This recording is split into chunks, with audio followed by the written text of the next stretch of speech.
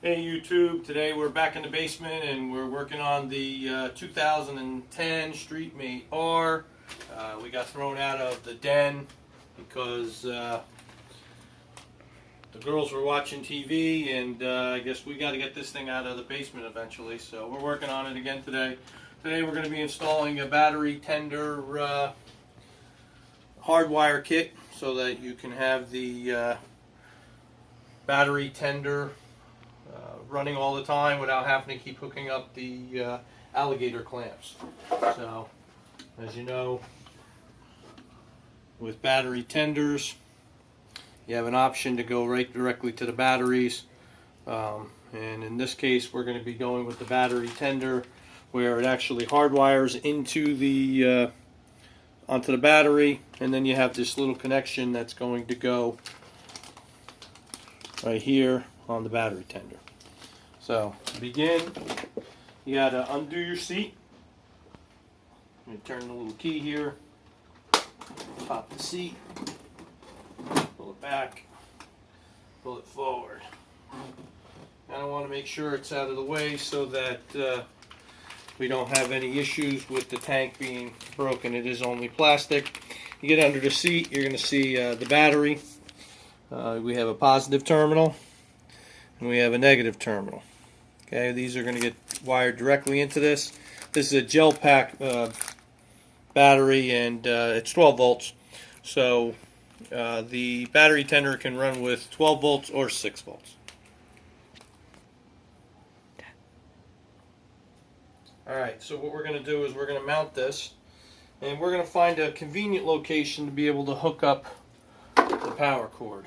So for here, I think we're going to come down, we're going to come back around, and we'll come out somewhere down here, and we'll wire tie it so that it stays there, and all you have to do is plug it in. It looks like we should probably get that there. So what we'll do is we'll wire it first, and it's quite simple. I find my little screwdriver. So we're going to basically just undo the positive lead. Now these have little bolts underneath there, so you got to be careful that you don't pull off the little bolt. You just undo it by going until it lets it go. There we go. Now what I like to do is I like to put the battery tender underneath the overall wire so that it stays there and it doesn't come out, because the hole's a little bit bigger than the factory wire. There we go.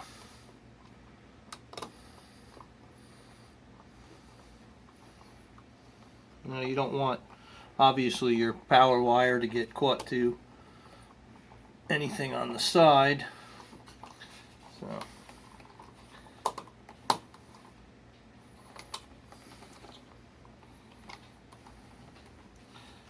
I'm going to take a break a minute, line everything up. Okay, as we were moving these wires around and try to get them fit, one of the circle ends came apart. So basically what I'm going to do is I'm going to cut it and put a new barrel end connection on it. And what I want to do is also cut this and put a barrel connection on it so I can get the original rubber boot back on. So basically I'm just going to cut the end here real quick, and I'm just going to strip this back a little bit.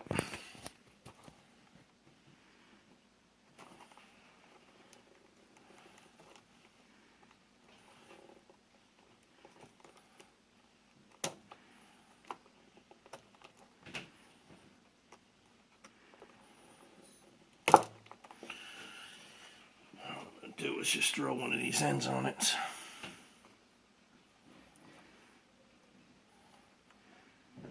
These things are really tiny. The ends on it's really tiny.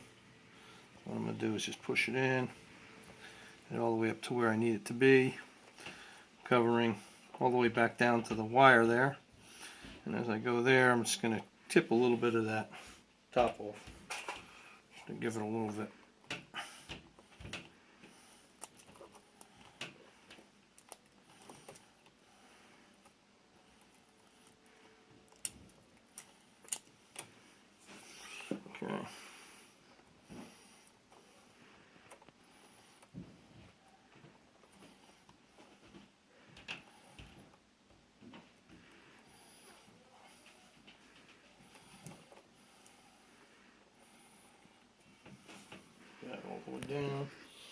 find my crimpers. Now these have all the different sizes. The first one here is for the red.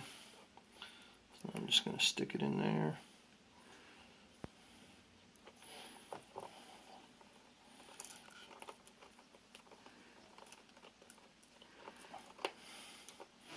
Just going to see how that fits, and that's holding on tight. What I'm going to do is I'm also going to cut the end off of this and try to get one of these small ones on there too, so that I can actually get the wire through that original rubber. So that one's going to go through, and we'll try to get the second one through as well.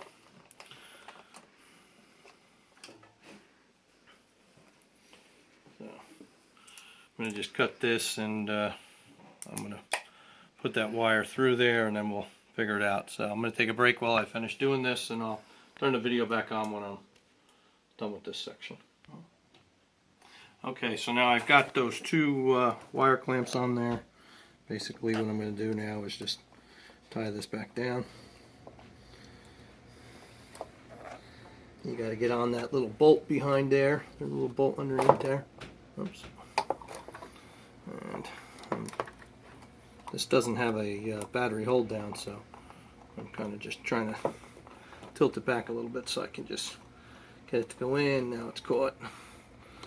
So just going to kind of put it down, snug it up. That's that side. Again, you want to kind of push that back so that it covers it, so we don't have any issue with any power going off. Again, let me just shut the video off. I'll line that all back up so that we're not just sitting here. Alright, so now basically I've wired everything back here. It's got the wire caps back on it. This is the fuse link. I've started to wire tie some of these, so basically I'm just going to do a little cleanup. Cut some of these wires, wire ties. So now I've run that actually through the wiring harness holder, and then I've tied back over to the wires down up in here, and I kind of hid that wire tie. And actually what I want to do is pull that back up a second. I just want to knock that off. I always like to go close to the end as I can, and then I push that down so you don't see it. It's not going to be there. So I ran it here, and I actually came back on the other side right by where the key is. As you can see here, I wire tied it again to the wiring harness, and I have it just here. And then when you're done, you can just push it back in there. But this way it's right by the key. So that always helps when you got it by the key. I can't pull the key out because the thing's here. Now I haven't tested it yet, but I'm sure it works. So basically you pull the cap off and give me a wire. This is the end that we had before. And you basically just plug it in. And we got it charging. So now that'll charge until the unit is fully charged. That's a trickle charger, and it'll shut off automatically. So other than just cutting this last little wire tie here, and maybe tighten that a little bit more just so it's nice and tight, doesn't move, cut that last little one off, and she's officially done. Now with this, you can actually disconnect this, actually close the seat,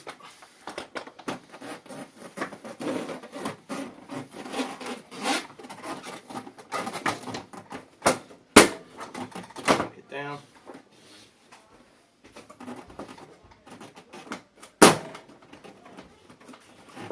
and then go plug it back in. Give me the plug. And this way you don't have to lift your seat again when you want to charge your battery, and you basically just leave this on at all times and you'll have it all set up for you. So it'll always run good. Now you can also just, anytime you want, even when that's plugged in, you can turn on the battery and that's not an issue. So there you go. You got a hard wire in for the battery tender. This way your moped will start when you're not riding it through the winter. Again, 2010 Streetmate R battery tender hardwire kit. As usual, like us on YouTube, subscribe if you want to see some more stuff done on the Streetmate R. As I stated in my previous videos, we're going to be doing OCC choppers with bicycle motors, and actually I think I'm going to be putting a real Harley tank on that, so that's going to be kind of cool. We'll be doing 2 of those, so subscribe if you want to see those go. They should be hitting the internet in the next week or 2. As I'm standing here, you can see that the light started blinking green, which means this is to 5% of its full charge. When it goes, it'll be a full charge, and it'll go green, and it'll shut off the battery tender. So again, subscribe if you like the videos, like it, and I'll see you soon. Thanks.